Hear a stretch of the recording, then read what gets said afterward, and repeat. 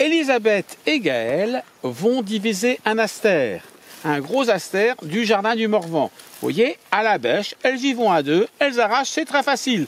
Elles soulèvent la souche, elles la mettent là. Après, elles vont l'éclater en 2, 3, 4 morceaux. On les voit faire, elles éclatent. Voilà, c'est parfait.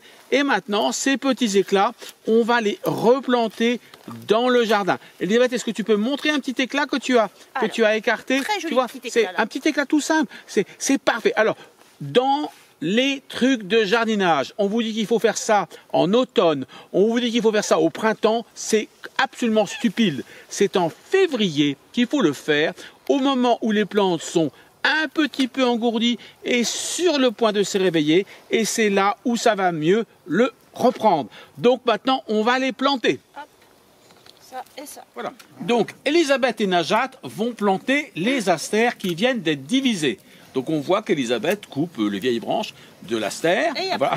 Maintenant c'est Prune qui arrive. Voilà, on est très nombreux. Et maintenant, Elisabeth va planter l'astère. Donc vous voyez, elle le plante directement. Elle ne le cache pas, elle ne le met pas dans une serre, elle ne le protège pas. Elle a arraché le petit bout d'astère, elle va le replanter tout de suite. Et ça va très bien reprendre parce que c'était en février. Et en février, les petits bouts d'astère de rien du tout, eh bien ils vont très bien reprendre. Et en septembre, ils seront somptueux. Alors voilà, on voit Elisabeth qui en plante un, et maintenant Elisabeth va planter le second, et puis Najat, elle nous observe, elle nous surveille, elle fait très attention pour voir que Elisabeth travaille très bien. Donc Elisabeth va planter le deuxième éclat d'astère. Voilà, ça va être très bien fait. Donc planter, repiquer, diviser des astères, c'est vraiment très facile en février. On ne le fait pas en automne, on ne le fait pas au printemps, on le fait en février. Et voilà, c'est parfait.